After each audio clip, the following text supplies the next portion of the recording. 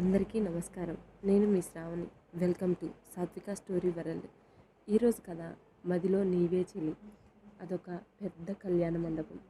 అంగరంగ వైభవంగా జరిగిన ఏర్పాట్లు, అతిథుల హడావిడితో కోలాహలంగా ఉంది. సాక్షాత్తు మహాలక్ష్మి దిగి వచ్చిందా అన్నట్టు ఉందా పెళ్లి కూతురు. తన మనసులో ఎంతో సంతోషం, దాచాలనుకున్న దాగని ఆనందం ఆ అమ్మాయి మొహంలో కనిపిస్తుంది. కాసేపట్లో తన ప్రియుడు తన మెడలో వేసే 3 ముడులను తలుచుకుంటూ గౌరీ పూజ చేస్తుంది. మండపంలో అటూ ఇటూ తిరుగుతూ కావలసినవన్నీ చూస్తూ హడావిడి చేస్తున్నాడు అతను. పంచకట్టులో అచ్చం శ్రీహరిని తలపించేలా ఉన్నాడు. కూతురి సంతోషాన్ని చూసి ఆనందపడాలో, తమకి అల్లుడు అయితే బాగుండు అనుకున్న అతను పెళ్లి పనులు చేస్తున్నందుకు బాధపడాలో తెలియని స్థితిలో చూస్తూ ఉన్నారు ఆ అమ్మాయి తల్లి తండ్రి. అమ్మ, గౌరీ పూజ పూర్తయింది, అమ్మాయిని లోపలికి తీసుకువెళ్ళండి అన్నారు పంతులు గారు. సరే అని వచ్చి పెళ్లి కూతురిని లోపలికి తీసుకుని వెళ్ళారు. కాసేపటి తర్వాత పంతులు గారు పెళ్లి కొడుకుతో పూజ చేపించారు. అమ్మ, అమ్మాయిని తీసుకురండి, ముహూర్తానికి టైం అవుతుంది అన్నారు పంతులు గారు. అమ్మాయిని తీసుకురావడానికి వెళ్ళారు ఆ అమ్మాయి ఫ్రెండ్స్. వాళ్ళలో ఒక అమ్మాయి పెళ్లి కూతురు తల్లి తండ్రి దగ్గరికి వచ్చింది. అంకుల్, ఆంటీ, వసుధ రూమ్లో లేదు అని చెప్తుంది. రూమ్లో లేకపోవడం ఏంటమ్మా, సరిగ్గా చూశారా అంది గాబరా పడుతూ పెళ్లి కూతురు తల్లి వసుధ గారు. చూశాము ఆంటీ, బాత్రూంలో కూడా లేదు అని అంటుంది. ఈ టైంలో ఎక్కడికి వెళ్తుంది, పదండి చూద్దాం అంటూ వెళ్ళారు తనను వెతకడానికి ప్రకాష్ గారు. కాసేపట్లో పెళ్లి పందిట్లో కలకలం మొదలైంది. పెళ్లి కూతురు కనిపించట్లేదంట అన్నారెవరో. కాదు, లేచిపోయిందంట అన్నారు మరొకరు. ఆ మాట అలా ఆ నోట ఈ నోట పాకి పీటల మీద ఉన్న పెళ్లి కొడుకుకు చేరుకుంది. ఒక్కసారిగా లేచి నించున్నాడు. అంకుల్, ఏమైంది, వైష్ణవి ఏది అని అడుగుతాడు పెళ్లి కొడుకు. మన పెళ్లి కూతురు పేరు వైష్ణవి అన్నమాట. చూస్తున్నాం రాజేష్, ఇక్కడే ఎక్కడో ఉంటుంది అని అంటారు ప్రకాష్ గారు. పెళ్లి కొడుకు సరే అంటాడు. సరే అంకుల్, నేను వస్తాను, టెన్షన్ పడకండి, పదండి వెళ్దాం అని వాళ్ళతో పాటు వెతకడానికి వెళ్ళాడు రాజేష్. సుమారు 50 గదులు ఉన్నాయి ఆ కళ్యాణ మండపంలో. అందరూ తలా ఒకవైపు వెళ్ళి వెతుకుతూ ఉన్నారు.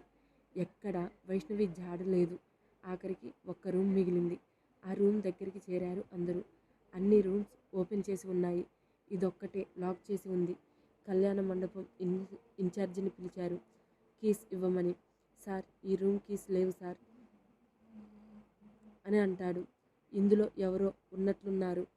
సరే అయితే డోర్ బద్దలు కొట్టండి అన్నారు ఎవరో. అందరూ కలిసి డోర్ పగలగొట్టారు. ఎదురుగా మంచం మీద చూడకూడని స్థితిలో ఉన్నారు వైష్ణవి, ఆ అబ్బాయి. విక్రమ్ అని గట్టిగా అరిచారు ఆ అబ్బాయి తండ్రి శేఖర్. వీళ్ళ అరుపులకి గోలకి మెలకువ వచ్చిన వైష్ణవికి విక్రమ్కి ఇద్దరూ ఒకేసారి తాము ఉన్న పరిస్థితి చూసుకున్నారు. విక్రమ్ గుండెలపై తల పెట్టుకొని అతనిపైన కాలు వేసి చేయి వేసి పడుకుని ఉంది వైష్ణవి. ఆమె చుట్టూ చేయి వేసి దగ్గరగా హత్తుకొని ఉన్నాడు విక్రమ్. ఆమె నుదుటిన చెదిరిన కళ్యాణ తిలకం అతని పెదవులపై చేరింది. వారిద్దరి మధ్య ఏం జరిగిందో చెప్పేందుకు సాక్ష్యంగా షర్టు లేని అతని ఛాతీ అంతా లిప్స్టిక్ గుర్తులు ఉన్నాయి. ఒక్కసారిగా ఇద్దరూ షాక్ అయ్యి దూరం జరిగి లేచి నుంచున్నారు. గది బయట ఉన్న వాళ్ళంతా గుసగుసలు మొదలుపెట్టారు. ఎవరికి తమ ముఖం చూపించలేక తలదించేశారు వాళ్ళు. పెళ్లి కూతురైన వైష్ణవి, విక్రమ్ చూడకూడని స్థితిలో కనిపించారు అందరికీ. విక్రమ్, వాట్ ఈస్ దిస్, ఏం జరుగుతుంది ఇక్కడ అన్నారు కోపంతో శేఖర్ గారు. విక్రమ్ ఏం మాట్లాడలేదు. అసలు ఏం చెప్పాలో ఏం జరిగిందో కూడా తెలియని అయోమయంలో ఉన్నాడు అతను. ఏదో పని ఉండి ఆ రూంలోకి వెళ్ళాడు. తను అంతవరకే గుర్తుంది. ఇంకేం చెప్తాడు, జరిగిందంతా కళ్ళ ముందు కనిపిస్తూ ఉంటే అన్నారు అక్కడున్న వాళ్ళలో ఒకరు. ఏం పిల్లలో ఏంటో ఈ కాలం పిల్లలు, పెళ్ళి ఒకడితో శోభనం ఇంకొకడితో అన్నారు ఒక పెద్దావిడ. ఇలా వాళ్ళని సూటిపోటి మాటలతో బాధించడం మొదలుపెట్టారు. వైష్ణవికి అసలు మైండ్ అంతా మొద్దుబారిపోయింది. వాళ్ళ మాటలు తన చెవి దాకా చేరుతున్నాయో లేదో కూడా లేదు. అలా స్థానువుగా నిలబడిపోయింది. వసుధ, ప్రకాశులు ఏం మాట్లాడే పరిస్థితిలో లేరు. కాసేపట్లో తను ప్రేమించిన వాడితో సంతోషంగా కొత్త జీవితాన్ని మొదలు పెట్టబోతున్న తమ కూతురు ఇలా అందరి ముందు తలదించుకొని ఏడుస్తూ ఉంది. మీరెందుకు మీరందరూ కాసేపు వెళ్ళి మండపంలో కూర్చోండి, ఈ పెళ్లి జరుగుతుంది అని కొంచెం గట్టిగా చెప్పారు శేఖర్ గారు. అందరూ వెళ్ళిపోయారు, ఒక్క పెళ్లి కొడుకు తప్ప. అంకుల్, ఎక్కడో ఏదో పొరపాటు జరిగింది. వైష్ణవిని నేను పెళ్లి చేసుకుంటాను, మీరేం దిగులు పడకండి అన్నాడు ప్రకాష్ గారిని ఉద్దేశించి రాహుల్. వద్దు బాబు, ఇప్పటికి జరిగింది చాలు. చెడిపోయిన దాన్ని నీకు అంటగట్టాం అని నలుగురు 4 రకాలుగా అనుకుంటారు మమ్మల్ని అంటారు ప్రకాష్ గారు. నాకు వాళ్ళెవరూ ముఖ్యం కాదు అంకుల్, నా మాట వినండి అంటాడు రాజేష్. వద్దు బాబు, నువ్వు వెళ్ళిపో ఇక్కడి నుంచి అన్నాడు చేతులు జోడిస్తూ ప్రకాష్ గారు. రాజేష్ ఇంకా ఏం మాట్లాడలేక అక్కడి నుంచి వెళ్ళిపోయాడు. ప్రకాష్ వైష్ణవిని నా ఇంటి కోడలుగా చేసుకోవాలి అనుకుంటున్నాను, మీకేమైనా అభ్యంతరం ఉందా అని అంటారు శేఖర్ గారు.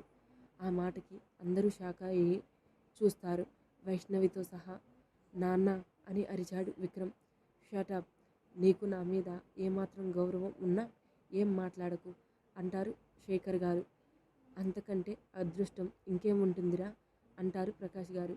మాకేం అభ్యంతరం లేదు అని. మరి వైషు అంటారు శేఖర్ గారు. ఈ తల్లి తండ్రి బ్రతికి ఉండాలి అనుకుంటే ఒప్పుకుంటుంది, లేదంటే లేదు అంటుంది వసుధ గారు. అమ్మా, ఏంటి ఆ మాటలు అంటుంది వైష్ణవి. ఇప్పటిదాకా నువ్వు చెప్పింది మేము విన్నాము, ఇప్పుడు మేము చెప్పింది నువ్వు విను అంటుంది వసుధ. లేదంటే ఇప్పుడే మా ఇద్దరి చావు చూస్తావు అంటుంది వైష్ణవి. ఏం చేయలేక నాకు ఇష్టమే అంది. విక్రమ్ ఆశ్చర్యంగా చూశాడు. శేఖర్ ఎవరికో ఫోన్ చేశాడు. విక్రమ్, వైష్ణవి ఏం చేయాలో తెలియని అయోమయంలో ఉన్నారు. అమ్మ వసుధ, వెళ్ళి వైషుని రెడీ చెయ్యి అన్నారు శేఖర్ గారు. అనుకున్న ముహూర్తానికే వైషు పెళ్లి జరుగుతుంది విక్రమ్తో అని చెప్పారు. సరే అన్నయ్య అని వైష్ణవిని తీసుకొని వెళ్ళింది వసుధ. విక్కీ, కాసేపట్లో మేనేజర్ నీకు డ్రెస్ తీసుకొచ్చి ఇస్తాడు, ఏం మాట్లాడకుండా రెడీ అయ్యిరా అని విక్రమ్కి మాట్లాడే అవకాశం ఇవ్వకుండా వెళ్ళిపోయారు ఆయన. తాము ఎంతో ఇష్టపడే విక్కీ తమ అల్లుడు అవుతున్నాడు అని ఒకవైపు సంతోషంగా ఉన్నా, ఇలాంటి పరిస్థితుల్లో పెళ్లి జరగాల్సి వస్తుంది అని బాధపడ్డారు లోపల ప్రకాష్ గారు. ఆయన కూడా శేఖర్ గారి వెనకే వెళ్ళిపోయారు. విక్రమ్ అలానే బెడ్ మీద కూలబడిపోయాడు. దేవుడా, ఎందుకు ఇలా చేశావు? నేనంటే ప్రేమలేని అమ్మాయి జీవితంలోకి నన్ను ఎందుకు పంపించావు స్వామి? ఇప్పుడు నేను కీర్తికి ఏం సమాధానం చెప్పాలి అని అనుకుంటాడు విక్రమ్. కీర్తి అంటే గుర్తొచ్చింది. ముందు అసలు తను వచ్చిందా లేదా కనుక్కోవాలి అని తన ఫోన్ కోసం వెతికాడు. ఎక్కడా కనిపించలేదు. కీర్తికి ఎలాగైనా తన పరిస్థితి చెప్పాలి. ఎలా ఎలా అని ఆలోచిస్తూ ఉన్నాడు. ఇంతలో మేనేజర్ వచ్చాడు డ్రెస్ తీసుకొని. సార్, 10 minutes టైం ఉంది, త్వరగా రెడీ అయ్యి వచ్చేయండి అని బయటకు వెళ్ళాడు మేనేజర్. చేసేది ఏమీ లేక డ్రెస్ తీసుకొని రెడీ అవ్వడానికి వెళ్ళాడు. తను రెడీ అయ్యి వచ్చేలోపు తన బెస్ట్ ఫ్రెండ్ భరత్ రూమ్లో ఉన్నాడు. రేయ్, నువ్వెప్పుడు వచ్చావురా అన్నాడు ఆశ్చర్యంగా విక్రమ్. ఇప్పుడేరా నీకు వైషుకి పెళ్ళి అని అంకుల్ ఫోన్ చేశారు, ఉన్న ఫలంగా బయలుదేరి వచ్చేశాను అంటాడు భరత్. రారా, టైం అవుతుంది అని విక్రమ్ని పెళ్లి కొడుకుగా అలంకరించే పనిలో పడ్డాడు. అంతా రెడీ చేసి చూశాడు. ఏదో తగ్గినట్టు ఉందిరా, ఏంటో తెలియట్లేదు అంటాడు భరత్. అప్పుడే అక్కడికి వస్తారు వసుధ గారు. ఇది అని విక్కీ నుదుటిన కళ్యాణ తిలకం దిద్ది కంట్లో కాటిక తీసి బుగ్గన చుక్క పెట్టారు వసుధ గారు. ఇప్పుడు పర్ఫెక్ట్గా ఉన్నావురా అంటాడు భరత్. పద పద అంటూ విక్కీని లాక్కుని వెళ్ళాడు. పంతులు గారు విక్కీ వైషుతో పూజ చేపించారు తెర అడ్డు పెట్టి. వసుధ ప్రకాష్లో కాళ్ళు కడిగి కన్యాదానం చేశారు. తర్వాత వధూవరుల తల్ల మీద జీలకర్ర బెల్లం పెట్టించి తెర తొలగించారు. అప్పుడు చూసుకున్నారు వైషు విక్రమ్ ఒకరినొకరు. ఒకరి మనసులో ఇలా ఎందుకు జరిగిందో అన్న బాధ, ఇంకొకరి మనసులో కోపం స్పష్టంగా కనిపిస్తూ ఉన్నాయి వాళ్ళ ఇద్దరి కళ్ళల్లో. తర్వాత ఇద్దరిని కూర్చోబెట్టి మాంగళ్యధారణ చేపించారు పంతులు గారు. వైషు మెడలో 3 ముళ్ళు వేసి కూర్చున్నాడు విక్రమ్. ఎదురుగా అప్పుడే వచ్చిన కీర్తి స్థానంలో నిలబడి కనిపించింది. ఆమె కళ్ళల్లో నుంచి నీళ్లు జలపాతంలా కారుతూ ఉన్నాయి. ఆమె వాటిని ఆపే ప్రయత్నం కూడా చేయట్లేదు. చేయడానికి అసలు ఆమె ఈ లోకంలో కూడా లేదు. జరుగుతున్న దాన్ని చూసి నమ్మాలో లేదో తెలియని సందిగ్ధంలో బొమ్మలా మారిపోయారు. ఆమె చుట్టూ కాలం స్తంభించినట్లు అనిపించింది. మరి ఇంతకీ కోపం ఎవరికి, బాధ ఎవరికి, మరి కీర్తి పరిస్థితి ఏంటి తెలుసుకోవాలంటే నెక్స్ట్ పార్ట్లో చదవాల్సిందే. స్టోరీ కనుక నచ్చినట్లయితే ప్లీజ్ సబ్స్క్రైబ్ చేసుకోండి, లైక్ చేయండి, కామెంట్ చేయండి. Please subscribe to my channel. Thank you.